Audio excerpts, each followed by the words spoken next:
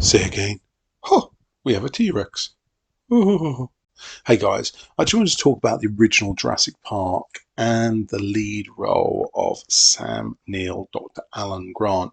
Who would have thought that this role could have easily been some of the biggest names in cinema at the time? It was offered to the likes of Dustin Hoffman, Mel Gibson. I mean, I can't imagine how it would have turned out, but the number one target for Spielberg was naturally Harrison Ford, of his work at the same time on Indiana Jones and the legacy that they create together as director and actor. They had a fantastic on-screen relationship, and for that reason alone, Spielberg had Harrison Ford in his sights. Now, there's a lot of talk around, why Harrison turned down the role, but he, ultimately came out that he was too close to Indiana Jones, and he didn't want to sort of over egg it. He's already sort of in the limelight for Star Wars and Indy, and I think with Jurassic Park, it would have sort of pushed him over the edge with it. So Ford, bowed out humbly as he usually does, and with The Last Crusade made it on the big screen, he probably felt that the character in Jurassic Park would have been very similar, and there'd be a lot of comparisons for him. And we know how Ford feels about the limelight and talking about his roles. He's already very sheepish about Star Wars, and this could have been a bit of a controversy for him.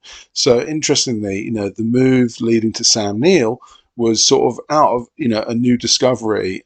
Sam Neill was sort of on the low end of the acting spectrum at the time. He didn't have any, fantastic roles to fall back on in terms of his portfolio. Spielberg took a little bit of a chance on him, and obviously the role catapulted Sam Neill. We're seeing films like Event Horizon following this portrayal in Jurassic Park, so it really was a key role for him. What's nice is that Sam Neill, Jeff Goldblum, Laura Dent, they stayed true, to Michael Crichton's book at the time.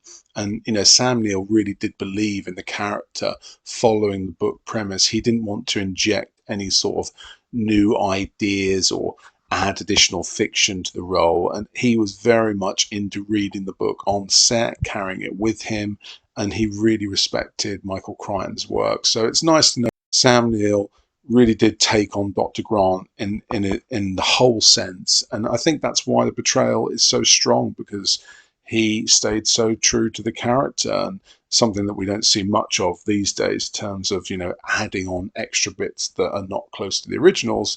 So yeah, I think he's immortalized the role forever, that he is my dear Dr. Grant, and nobody will ever replace him.